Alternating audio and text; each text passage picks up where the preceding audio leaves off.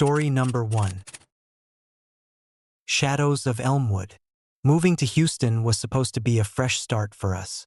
The promise of a spacious apartment at an unexpectedly low rent was too good to pass up. Emily and Jack were thrilled with their new rooms, and Sarah and I were relieved to find a place that fit within our tight budget.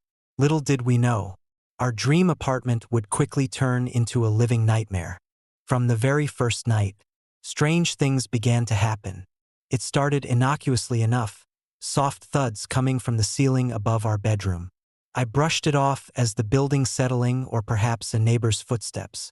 After all, we were on the top floor of a 3-story building, and sound traveled differently in these old constructions.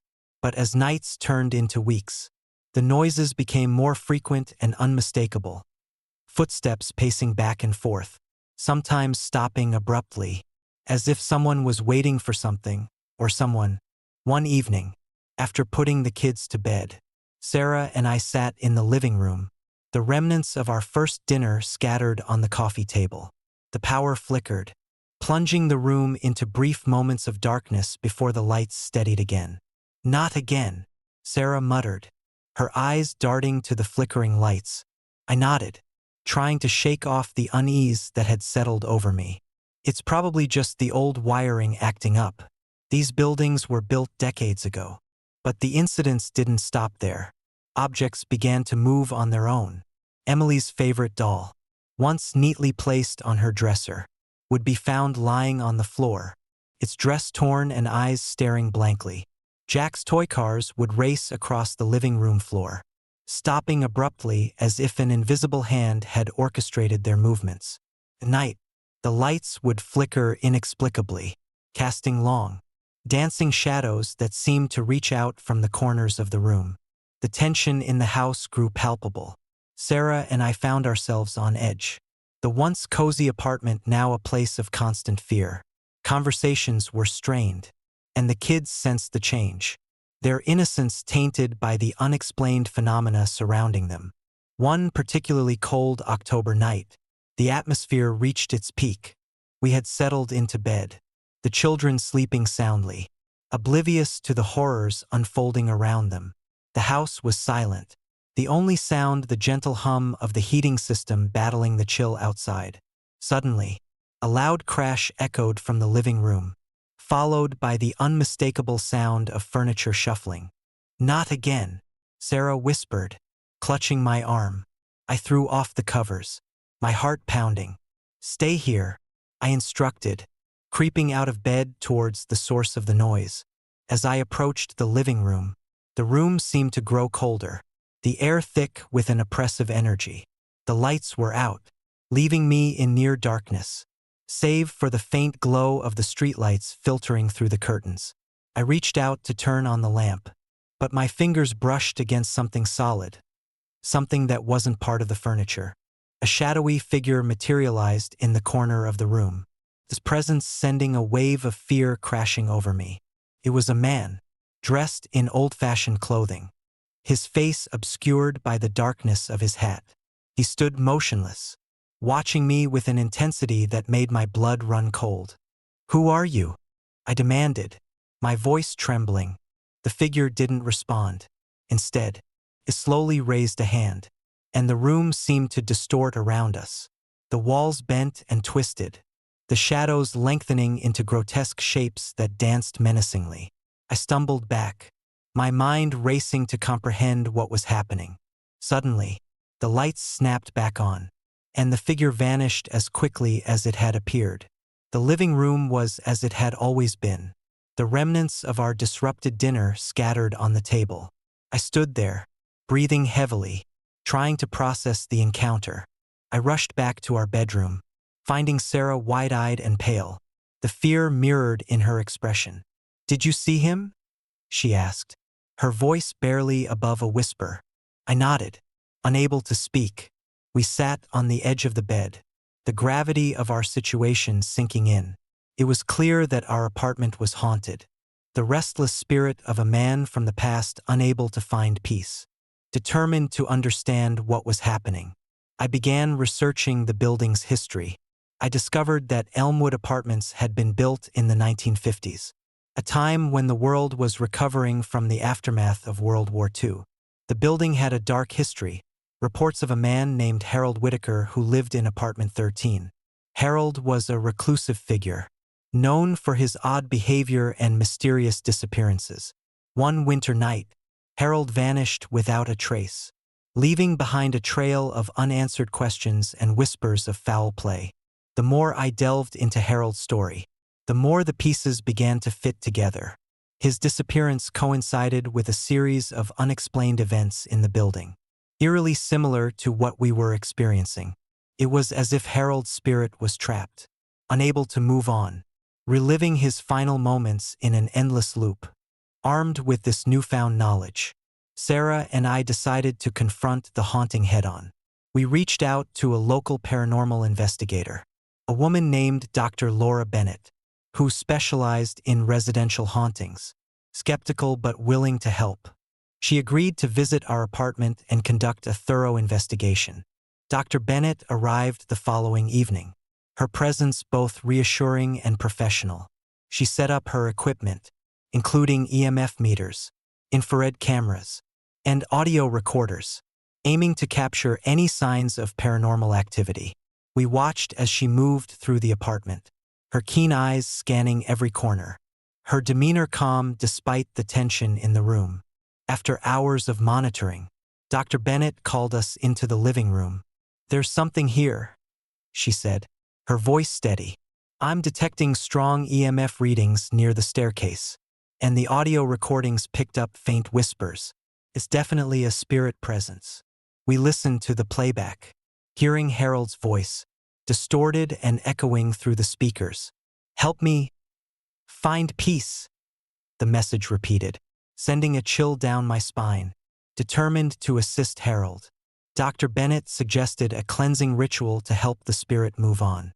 We gathered candles, sage, and other ritualistic items, following her instructions meticulously. As we began the ritual, the apartment grew colder, the air thick with anticipation and fear. The candles flickered, casting long shadows across the room, and the scent of burning sage filled the air. Dr. Bennett chanted softly, her voice a calming presence amidst the chaos. The temperature dropped further, and the shadows seemed to twist and dance with a life of their own. Suddenly, the air was pierced by a loud bang, and the lights flickered violently. The temperature plummeted, and Harold's apparition materialized once more, his sorrowful eyes meeting mine. "Thank you," he whispered, his voice filled with gratitude and relief. With that, the shadows receded, and the oppressive atmosphere lifted.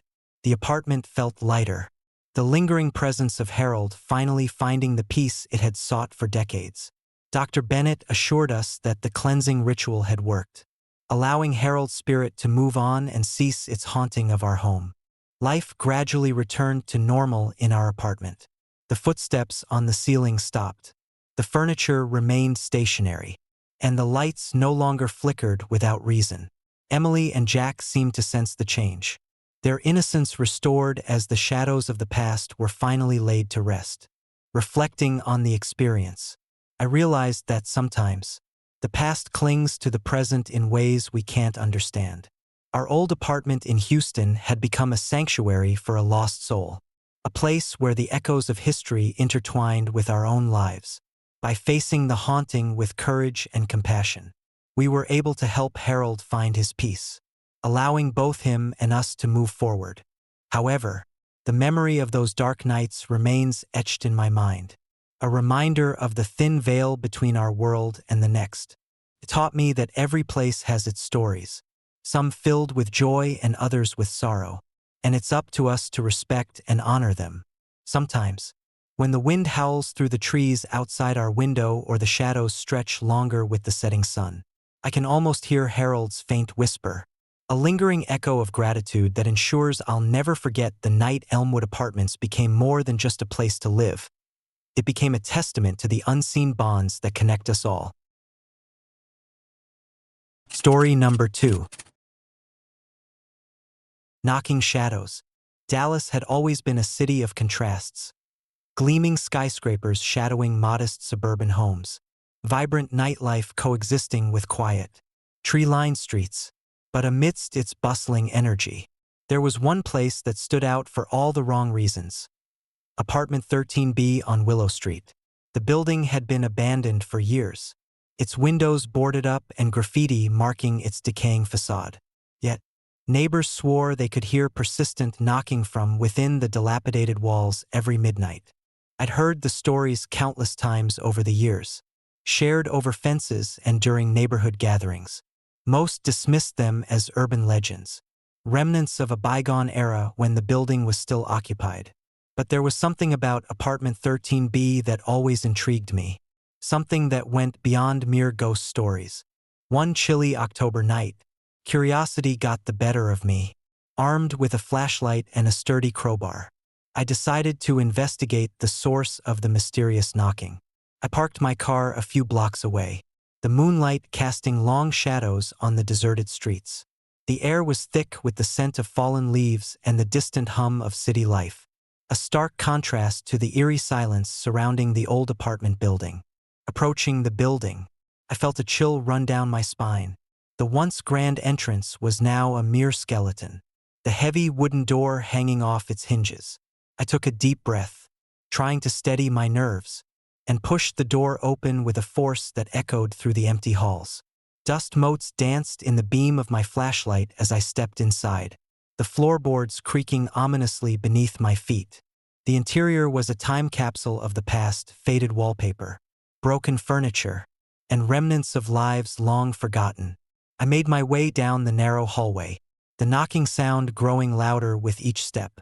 It seemed to emanate from the end of the corridor, where apartment 13B stood like a dark sentinel, its door slightly ajar. I approached cautiously, the knocking now a rhythmic pattern that sent shivers through me. My heart pounded in my chest as I reached out to push the door open further. The room beyond was shrouded in darkness, the only light coming from the faint glow of my flashlight. As I stepped inside, the knocking ceased abruptly, replaced by an oppressive silence that pressed down on me. I scanned the room, my flashlight beam landing on a dusty old chair and a broken table covered in debris. Nothing seemed out of place, yet the feeling of being watched was undeniable. Just as I began to convince myself that it was all in my head, the door slammed shut behind me, the sound reverberating through the apartment like a gunshot. Panic surged through me as I spun around, the door now firmly closed. I fumbled with the crowbar, trying to pry the door open, but it wouldn't budge. The temperature in the room dropped suddenly, my breath visible in the cold air. Shadows seemed to dance at the edges of my vision, and the oppressive silence was broken by a faint whispering that echoed around me. "Why are you here?" I froze, my mind racing to process the situation. The voice was distant yet clear, filled with sorrow and longing. I took a step forward, trying to locate the source of the sound. But the room remained empty, the shadows shifting and swirling around me. "Leave now," the voice insisted, growing more urgent. "You don't belong here." Fear clawed at me, but my curiosity kept me rooted to the spot. I couldn't leave without understanding what was happening. "Who are you?" I demanded, my voice barely above a whisper. The room seemed to darken further, the shadows coalescing into a faint, ghostly figure standing at the far end of the room. It was a man, his features indistinct, his presence both menacing and tragic. His eyes, though hollow, held a depth of sorrow that pierced through me. "I was here once," he began, his voice echoing through the apartment. "This was my home, but something took me, something that shouldn't exist." I took a tentative step towards him, my flashlight revealing more details of his spectral form. "What happened to you?" His gaze remained fixed on mine, his expression one of eternal torment. "The knocking, it never stops. It's a reminder of what was taken from me, of what I can never have again." Before I could respond, the atmosphere in the room shifted. The shadows began to move with a life of their own, swirling around the ghostly figure as if drawn to his anguish. The temperature plummeted further, and I felt an invisible force pressing against me, making it difficult to breathe. "I need to move on," the apparition whispered, his voice growing fainter. "Help me find peace." Desperation welled up inside me as I realized that whatever entity had trapped him in this limbo was still present, preventing him from moving on. "What can I do to help?" I asked, my fear giving way to empathy. The shadows began to close in, their movements more aggressive. "Find the truth," he urged. "Uncover what bound me here." With that, the figure began to fade, the shadows receding as the oppressive atmosphere lifted. I stood there, heart racing, the room now feeling less hostile but no less eerie. The door, which had been stubbornly shut, slowly creaked open, allowing me to escape the apartment. I hurried out into the night, the knocking sounds now distant echoes fading behind me. My mind raced with questions, the encounter leaving me shaken but determined to uncover the mystery of apartment 13B and the tormented soul within. Over the following weeks, I delved into the history of the old apartment building, unearthing stories of its former residents and the tragic events that had led to its abandonment. Harold Whitaker, a reclusive man with a penchant for the occult, had lived in apartment 13B. He was known for his eccentric experiments and dark rituals, rumored to be seeking a connection to the afterlife. One night, I decided to return to the building with a newfound purpose. Armed with research and a deep sense of responsibility, I approached apartment 13B, the memories of my previous encounter driving me forward. The door was slightly ajar once more, the familiar sight a haunting reminder of the past. Inside, I found a hidden room behind a false wall in the living area, the air thick with the remnants of old rituals. Symbols were etched into the walls, and a circle of candles lay dormant on the floor, their wax long since melted away. I realized that Harold had attempted to bridge the gap between life and death, but something had gone horribly wrong, trapping his spirit and possibly others in an eternal cycle of torment. Determined to set things right, I began to dismantle the remnants of his dark practices, dismantling the symbols and extinguishing the lingering energy that held his spirit captive. As I worked, the oppressive atmosphere grew lighter, the shadows retreating as if recognizing the end of their purpose. Finally, I completed the ritual, feeling a sense of accomplishment mixed with sorrow for the lost soul I had helped free. As I turned to leave, the room filled with a soft, peaceful glow, and I felt a gentle warmth envelop me, a silent thank you from Harold's spirit. Exiting the apartment, I looked back one last time. The building stood silent and still, the shadows now just remnants of a dark past. I knew that Harold had finally found peace, his restless spirit no longer bound by the tragic events that had led to his untimely demise. Life in Dallas returned to normal, but the experience left an indelible mark on me. I became more attuned to the stories of the city, recognizing that behind every abandoned building and forgotten street lay tales of love, loss, and the supernatural forces that sometimes intersect with our own lives. Sometimes, when I pass by apartment 13B, I catch a faint echo of Harold's gratitude, a silent reminder that even in death, there are those who seek peace and redemption. And I carry with me the knowledge that every story deserves to be heard, every spirit deserves to be remembered, and every darkness has the potential to be illuminated by the courage to uncover the truth. Story number 3. Melody of the Midnight. I never believed in ghosts. Growing up in the bustling heart of San Antonio, my life was surrounded by the vibrant energy of the city, bright lights, loud music, and the constant hum of activity.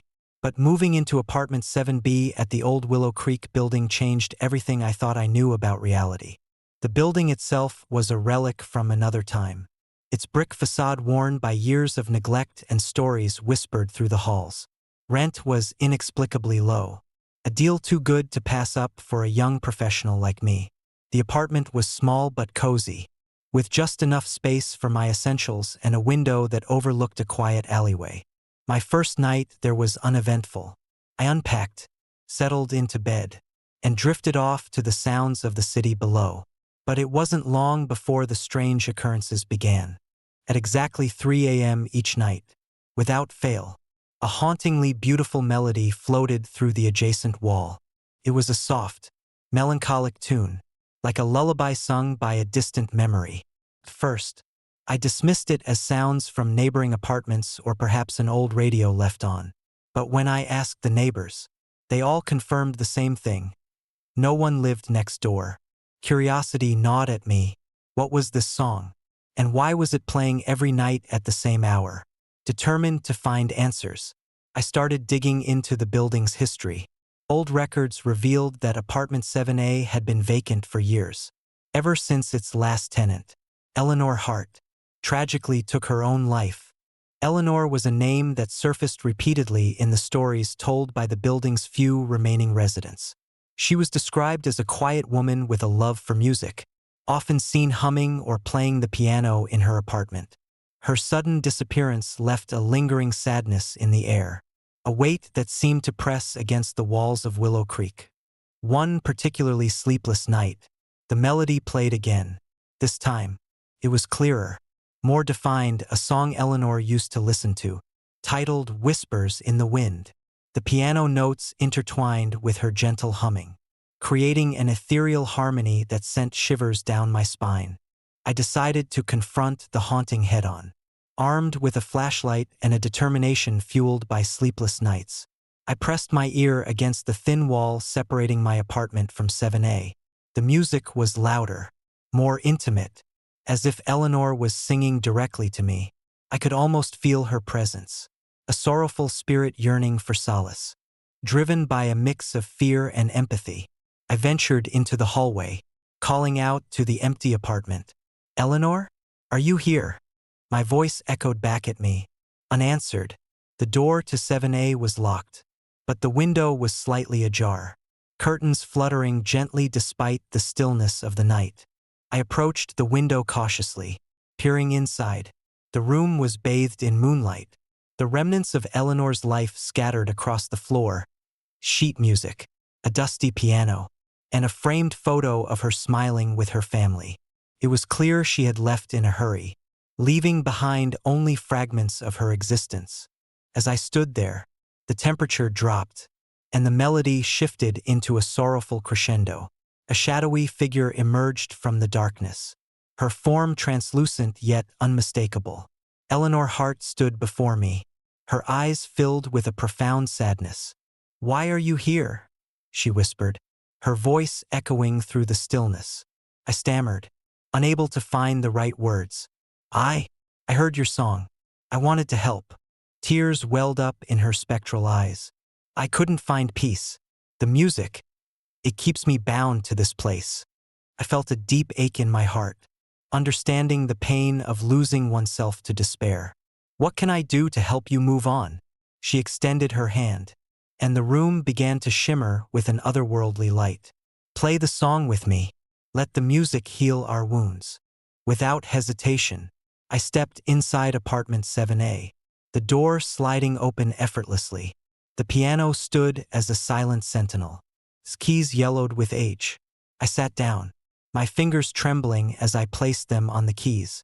The first notes of Whispers in the Wind filled the room, Eleanor's voice intertwining with mine in a haunting duet. As we played, the air grew warmer, the oppressive sadness lifting with each harmonious note.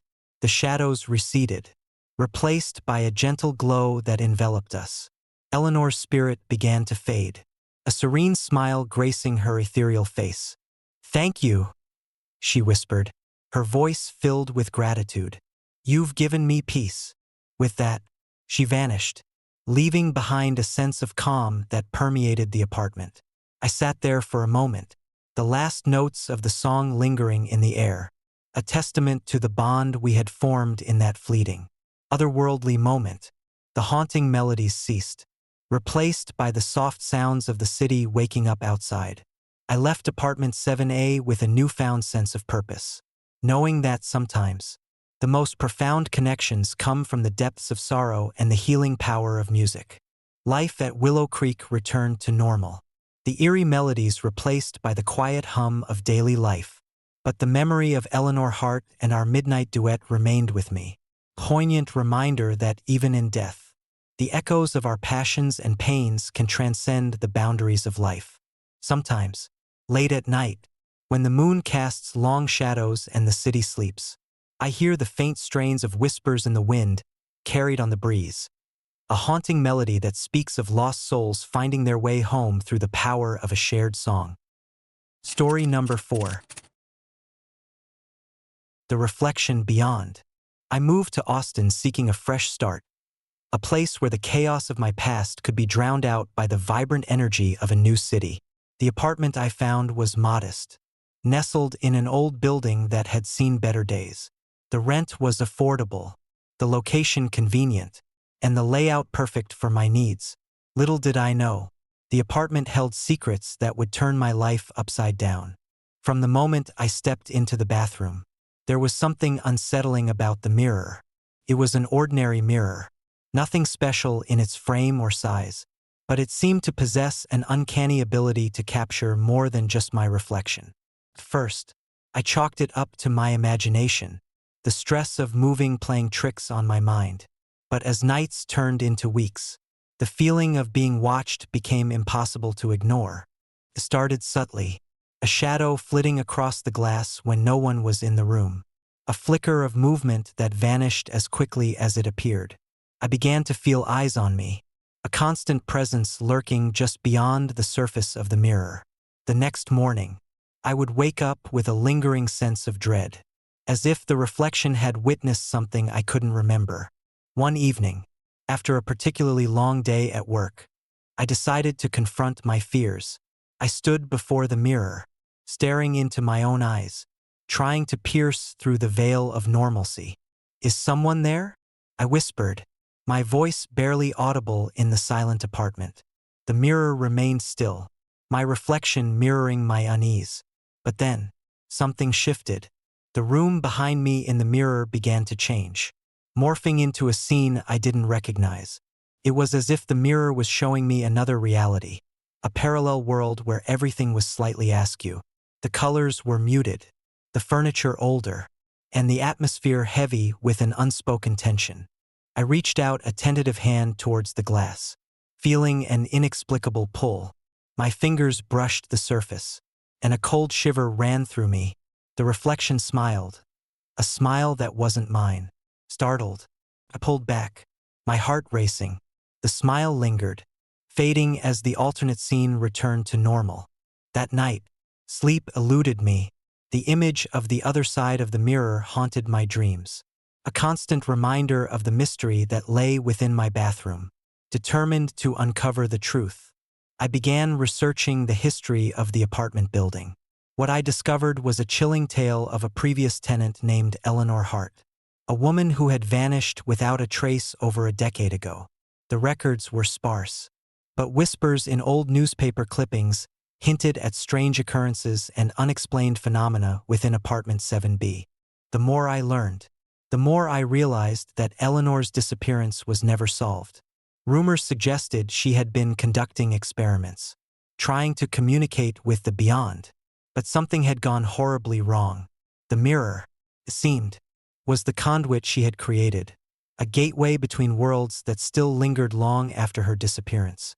One stormy night, driven by a mix of fear and determination, I decided to delve deeper. Armed with a flashlight, a notebook, and a sense of purpose, I approached the bathroom mirror. The wind howled outside, rain battering against the windows, as if nature itself was warning me to stay away. Ignoring the warnings, I began to document the changes I observed. I sat on the edge of the bathtub, the mirror reflecting my anxious expression. "Eleanor, if you're here, show yourself," I called out, my voice trembling. The room remained silent, the only sound the relentless pounding of the rain. But then, the mirror began to shimmer, the surface rippling like water disturbed by a stone. Slowly, Eleanor's figure materialized within the glass. She looked just as I had imagined, haunted eyes, a sorrowful expression, her presence both ethereal and agonizing. You shouldn't be here, she whispered, her voice echoing through the room. I want to help you, I replied, my fear giving way to empathy. Why are you trapped? Her gaze met mine, and I felt an overwhelming sense of despair emanating from her. The gateway was never meant to be used. It was a mistake, a portal to a place where our souls are lost in time. Before I could respond, the room around us began to shift. The alternate reality inside the mirror pressed against our world. Shadows creeping out from the glass. Dark tendrils reaching towards me. I stood up, backing away as the oppressive energy intensified. We must close it, Eleanor implored, her form flickering. Help me end this. Driven by a newfound resolve, I began to research ways to seal the gateway. Late nights were spent poring over ancient texts, consulting with local historians, and even reaching out to paranormal experts. The task was daunting, but the thought of Eleanor's suffering propelled me forward. The key came from an old ritual found in one of the obscure books, a ritual that required both courage and a deep understanding of the spiritual realm. On the night of the next full moon, I prepared the space, setting up candles in a precise pattern around the mirror, each one representing a barrier to prevent the darkness from spilling over. As midnight approached, the atmosphere in the apartment grew thick with anticipation. I stood before the mirror, reciting the incantation with steady determination. The air grew colder, the shadows dancing menacingly as the ritual took hold. Eleanor's ghost appeared once more, her expression hopeful yet fearful. Do it now, she urged, her voice a beacon of both sorrow and strength. With the final words of the ritual, a brilliant light emanated from the mirror, engulfing the room in a blinding radiance. The shadows recoiled, the darkness retreating back into the glass as the gateway began to close. Eleanor reached out her hand one last time, a gesture of gratitude and farewell. Thank you, she whispered, her voice fading as the light intensified. The mirror solidified, the glass becoming still and clear once more. The oppressive energy lifted, replaced by a serene calm that settled over the apartment. I stood there, breathing heavily, the weight of the night's events sinking in. Eleanor was gone, her spirit finally free from the confines of the gateway she had inadvertently created. The mirror, once a source of fear and mystery, now reflected nothing but my own image, peaceful and untroubled. Life returned to normal in apartment 7B, the strange occurrences ceasing as if they had never happened. But the memory of that night lingered, a testament to the thin veil that separates our world from the unknown. I kept the mirror as a reminder of the fragile balance between the living and the dead, a symbol of the compassion and courage it takes to help a lost soul find peace. Sometimes, when the moon is full and the wind whispers through the trees, I catch a faint melody on the breeze, a hauntingly beautiful song that echoes the night I bridged the gap between two worlds and helped a spirit find her way home. Story number 5. Whispers behind the glass. Living alone in El Paso had its perks: the quiet nights, the sprawling desert views, and the sense of independence. I moved into apartment 12B 3 months ago, drawn by the affordable rent and the promise of a fresh start. The building was old, its brick facade weathered by years of sun and wind, but it had character. Little did I know, it harbored secrets that would soon blur the lines between reality and the supernatural. From the moment I settled in, I felt an inexplicable connection to the place. The high ceilings and large windows made the apartment feel spacious, and the view of the city lights twinkling against the dark sky was mesmerizing. However, as the nights grew longer and the temperatures dropped, subtle changes began to unsettle me. It started with faint sounds, soft giggles and the distant echoes of children's laughter wafting through the walls. At first, I dismissed them as remnants of past tenants or perhaps the building's creaks settling into the night. But the sounds persisted, growing slightly louder each evening, always originating from the living room. One particularly cold night, as I lay in bed trying to ignore the unnerving noises, I decided to investigate. Grabbing a flashlight, I tiptoed out of the bedroom and into the living room. The laughter was clearer now, mingling with the soft rustling of leaves outside. I approached the large window that dominated one side of the room, its glass reflecting the moonlight like a mirror. As I peered through the glass, my breath visible in the chill air, I noticed something that sent a shiver down my spine. Small handprints smeared across the glass, as if a child had pressed their hands against it in distress. The window was on a high floor, far above the reach of any passerby, making the sight all the more baffling. My heart pounded in my chest as I wondered how those prints had appeared. I called out into the darkness. "Hello? Is someone there?" My voice echoed softly, met only by the silence of the empty building. No one responded. Unease settled over me, a feeling that something was watching from beyond the glass. Over the next few nights, the occurrences intensified. The laughter became more distinct, often accompanied by fleeting shadows darting across the room. Objects began to move on their own, books shifting from shelves, chairs sliding across the floor, and curtains billowing without a breeze. Each morning, I found small items displaced, as if an unseen presence was interacting with my belongings. Determined to uncover the truth, I delved into the building's history. Old records and newspaper clippings revealed that apartment 12A, directly above mine, had been home to a family of four: a mother, father, and two young children. Their lives had seemed ordinary until a tragic event shattered their world. 5 years ago, the family had disappeared without a trace, leaving behind a vacant apartment that had remained empty ever since. Neighbors recounted strange tales about the building, accounts of unexplained noises, sightings of figures in the windows, and an overwhelming sense of sorrow that lingered in the air. It was as if the spirits of the departed family were trapped, unable to move on from the tragedy that befell them. One night, the atmosphere in my apartment grew heavy with tension. The temperature plummeted, and the laughter was joined by soft crying and pleading voices. I felt an icy grip around my heart, the weight of unseen eyes pressing down on me. Summoning my courage, I approached the window once more, flashlight in hand. This time, I saw her, a young girl with tear-streaked cheeks and hollow eyes, staring back at me through the glass. Her expression was one of profound sadness and longing. "Help us," she whispered, her voice breaking the silence. I reached out, my fingers trembling as they hovered over the glass. "What do you need?" I asked, my voice barely above a whisper. The girl's image flickered, her form wavering like a reflection in disturbed water.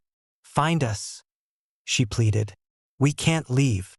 Determined to assist the restless spirits, I sought out the assistance of a local paranormal investigator, Dr. Laura Bennett. Skeptical yet intrigued, she agreed to visit my apartment and conduct a thorough investigation. Dr. Bennett arrived the next day, her equipment in tow: EMF meters, infrared cameras, and audio recorders. She listened attentively as I recounted the experiences, her expression thoughtful. "Ghostly manifestations often stem from unresolved emotions or traumatic events," she explained. "It seems the family in apartment 12A never found closure." That night, we set up the equipment in the living room, focusing on the high window where the handprints had appeared. As midnight approached, the room grew colder, and the air thickened with an unspoken sorrow. The laughter and crying began, more intense than ever before. Suddenly, the EMF meters spiked, and the infrared cameras captured fleeting images of figures moving through the room. The temperature dropped further, and the presence of the spirits became palpable. Dr. Bennett began documenting the events, her voice steady despite the chaos around us. "We need to help them find closure," she said, her eyes meeting mine. "There must be something binding their spirits to this place." We delved deeper into the family's history, uncovering the heartbreaking story of their sudden disappearance. Turned out that one night, amidst a fierce storm, the family had experienced a devastating tragedy. The details were murky, but whispers suggested a fire had broken out in the apartment. claiming the lives of both parents and leaving the children traumatized. Determined to free the spirits, Dr. Bennett proposed a cleansing ritual, an attempt to help the family move on by acknowledging their pain and offering them peace. We gathered the necessary items: candles, sage, and personal mementos that connected us to the living world. As we began the ritual, the room was filled with the scent of burning sage, and the candles cast a warm, flickering light. Dr. Bennett chanted softly, her words weaving a tapestry of compassion and understanding. The spirits responded, their presence growing stronger, yet more serene. The young girl's image appeared once more, her sorrowful eyes meeting mine. "Thank you," she whispered, her voice filled with gratitude. "We can finally rest." A wave of warmth washed over the room, and the oppressive chill lifted. The laughter and crying ceased, replaced by a profound sense of peace. The handprints on the window faded, and the high window no longer seemed like a barrier but a gateway that had been sealed. Dr. Bennett smiled, a hint of relief in her eyes. "They've found peace," she confirmed. The ritual worked. As the first light of dawn crept into the apartment, the spirits had departed, leaving behind a sense of calm and closure. The apartment felt lighter, as if a heavy burden had been lifted. I realized that sometimes, the most haunting experiences are rooted in love and loss, and helping others find peace can heal not just them but ourselves as well. Life in apartment 12B returned to normal, the strange occurrences replaced by the comforting sounds of a quiet morning. But the memory of those restless spirits lingered, a reminder of the thin veil that separates our world from the next. Sometimes, when the night is particularly still and the moon casts long shadows across the city, I catch a faint echo of children's laughter, a gentle reminder of the night I helped lost souls find their way home. It serves as a testament to the power of compassion and the belief that even in the darkest of places, there is hope for redemption and peace. Story number 6. The man-eating apartment.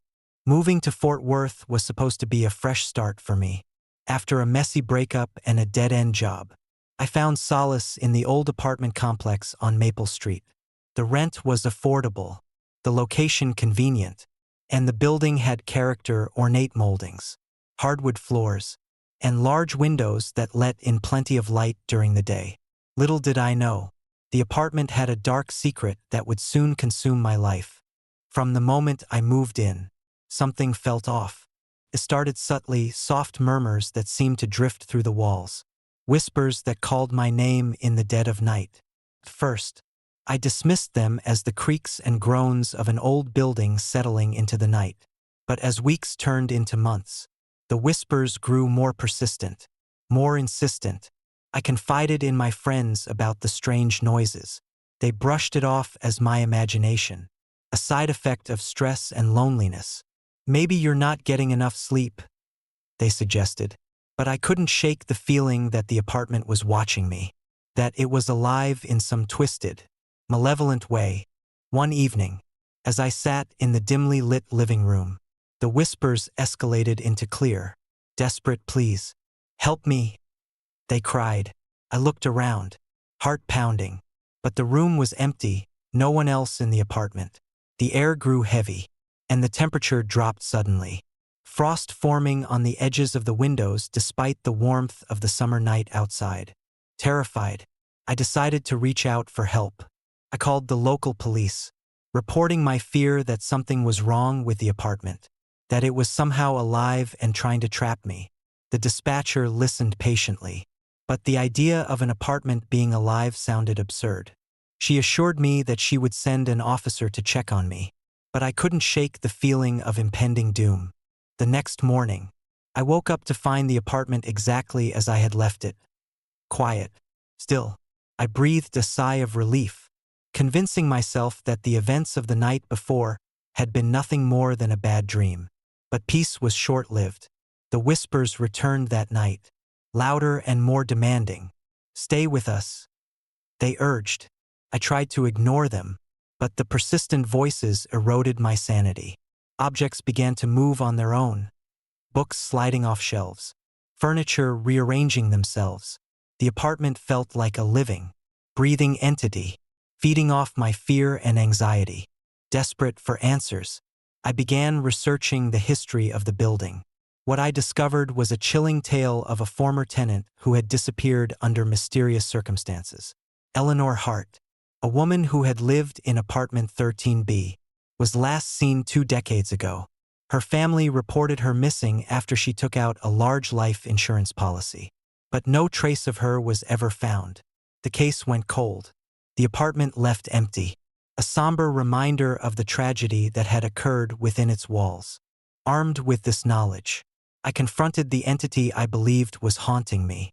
I set up a recording device, hoping to capture evidence of the supernatural occurrences.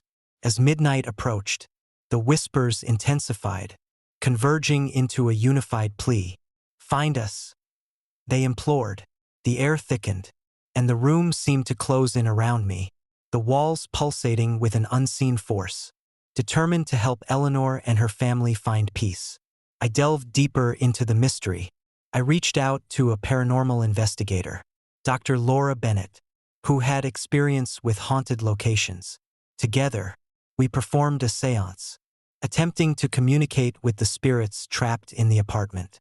The connection was immediate and unsettling, visions of a woman in distress, her face contorted with fear, and the overwhelming presence of a malevolent force that resisted our attempts to bring peace. The séance revealed a horrifying truth. The apartment was a nexus of unresolved grief and anger. Eleanor had been wronged in a way that had left her spirit restless, unable to move on. The entity feeding off my fear was her manifestation, a desperate attempt to keep her story alive, to prevent the truth from fading into obscurity. As we continued our efforts to cleanse the apartment, the resistance from the entity grew stronger. Physical manifestations became more violent, windows shattering, walls bleeding shadows, and the air thick with the stench of decay. It was clear that the apartment was fighting back, its dark history unwilling to be forgotten. In a final attempt to free the spirits, we performed a ritual to release Eleanor and her family from their eternal prison. The process was excruciating, both physically and emotionally, as the apartment seemed to scream in agony, its very foundation shaking with the intensity of the supernatural battle. But eventually, the oppressive presence began to wane, the whispers turning into faint echoes of gratitude. The day after the ritual, the apartment felt different, lighter, as if a heavy burden had been lifted. I could finally sleep through the night without fear, the oppressive atmosphere replaced by a sense of calm. Dr. Bennett assured me that the spirits had been freed, their stories finally heard and acknowledged. But peace was once again fleeting. A few weeks later, I received an anonymous message, a chilling reminder that some places never truly let go of their past. "We are always here," it read, followed by a series of cryptic symbols that mirrored the ones I had seen during the séance. I left Fort Worth soon after, unable to shake the feeling that the apartment had left an indelible mark on my soul. The memory of the man-eating apartment lingered, a dark shadow that followed me wherever I went, a reminder of the thin veil that separates the living from the dead, and the eternal struggle between the two worlds. Sometimes, when I pass by old buildings or hear stories of haunted places, I think of apartment 13B and the lives lost within its walls. The echoes of their pain and sorrow serve as a haunting testament to the power of unresolved trauma and the restless spirits that linger in the darkness, forever searching for peace. Story number 7. The woman standing by the window. Moving to Houston was supposed to be a fresh start. The bustling city promised opportunities and a chance to leave behind the shadows of my past. I found a modest apartment in an older building on Willow Street, attracted by the affordable rent and the charm of its vintage architecture. Little did I know, the walls of apartment 4B held secrets that would change my life forever. The first few weeks were uneventful. I settled into my new home, decorating the space with personal touches and exploring the neighborhood. Willow Street was quiet, lined with mature oak trees and a mix of old brick buildings and modern constructions. The building itself was sturdy, with a classic facade that gave it character. But the higher floors felt isolated, especially at night.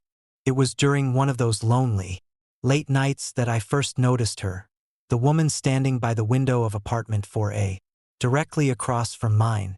At first, I thought it was just my imagination playing tricks on me, perhaps a neighbor returning home or a passerby caught in the glow of streetlights. But as nights turned into weeks, the sightings became more frequent and unmistakable. She was always there at precisely midnight, her silhouette framed by the windowpane, tall and slender, with an air of melancholy that seemed to seep from her very presence.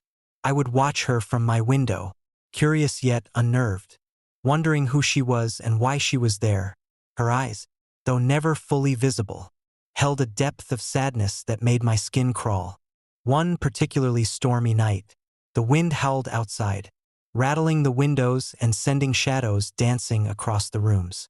As lightning illuminated the sky, I saw her more clearly than ever before. Her hair was dark and cascading, her dress old-fashioned, as if she had stepped out of a bygone era.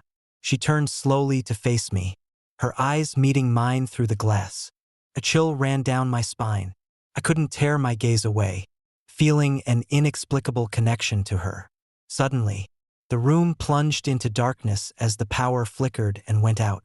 The storm intensified, and the building groaned under the weight of the wind. In the brief flashes of lightning, I saw her reach out a hand, her fingers almost touching the glass before she vanished into the night.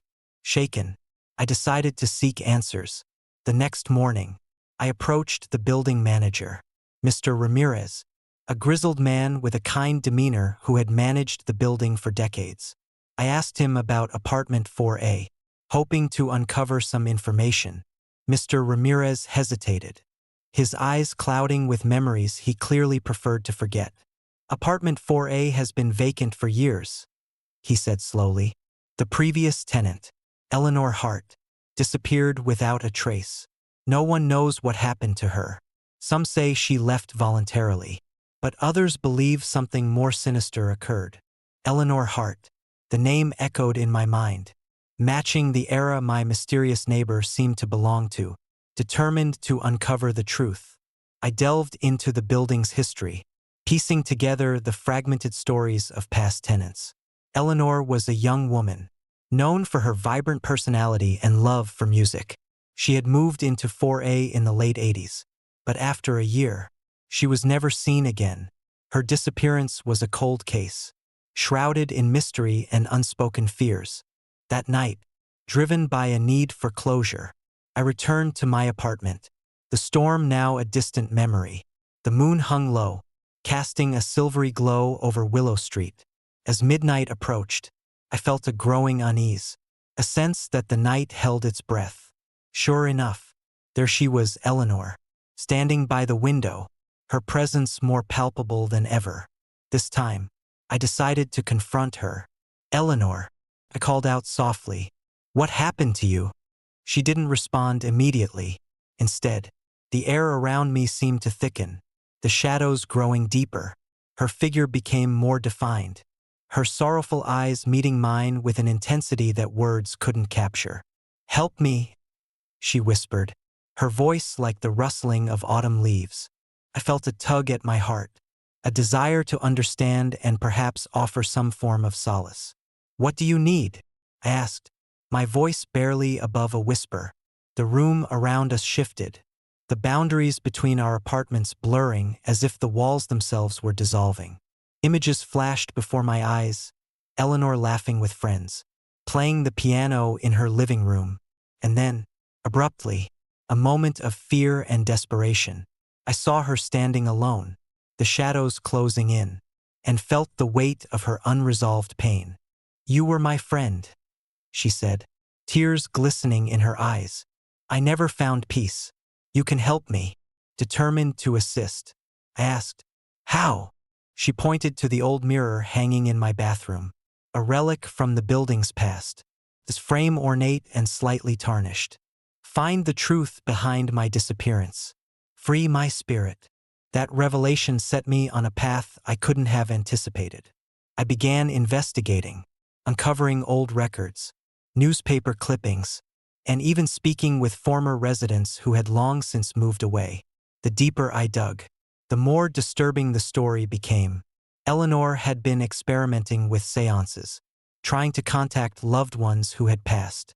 One night, during a particularly intense session, something went terribly wrong. The details were murky, but it seemed her attempts to bridge the gap between the living and the dead had trapped her spirit within the walls of apartment 4A. Armed with this knowledge, I sought the help of Dr. Laura Bennett, a local paranormal investigator known for her compassionate approach to restless spirits. Together, we devised a plan to help Eleanor find peace and break the hold her spirit had over the apartment. On the night of the ritual, the air was thick with anticipation. Dr. Bennett set up her equipment, EMF meters, infrared cameras, and audio recorders while I prepared the space with candles, sage, and personal items that connected us to the present. As midnight approached, the atmosphere in the apartment grew tense, the shadows seeming to pulse with an unseen energy. We began the ritual, reciting incantations that Dr. Bennett had taught me. The candles flickered, casting long, dancing shadows across the room. Eleanor's presence was undeniable, her sorrowful energy filling the space. As we continued, the temperature dropped, and the room seemed to close in around us. Suddenly, a strong gust of wind swept through the apartment, extinguishing the candles and plunging us into darkness. The EMF meters spiked, and the audio recorders picked up whispers of desperation. I felt a cold hand brush against my shoulder, and when I turned, Eleanor stood before me, her form more solid yet still ethereal. "Thank you," she whispered, her voice filled with relief and gratitude. "I can finally rest." A surge of warmth enveloped the room, and the oppressive energy lifted. The shadows receded, replaced by a serene calm that filled the apartment. Dr. Bennett smiled, a sense of accomplishment in her eyes. "It's done," she said softly. "Her spirit is free." As the first light of dawn crept into the apartment, I felt a profound sense of peace. The haunting had ended, and the building no longer felt like a place of sorrow and fear. Eleanor's story had been heard, her pain acknowledged, and her spirit released. Life returned to normal, the strange occurrences replaced by the comforting sounds of a new day. But the memory of those nights lingered, a testament to the thin veil that separates our world from the next and the power of compassion to heal even the deepest wounds. Sometimes, when I pass by apartment 4A, I catch a glimpse of a woman standing by the window, not with sorrow, but with a peaceful smile. It's a silent reminder of the night I helped a lost soul find her way home and the enduring bond between the living and the departed.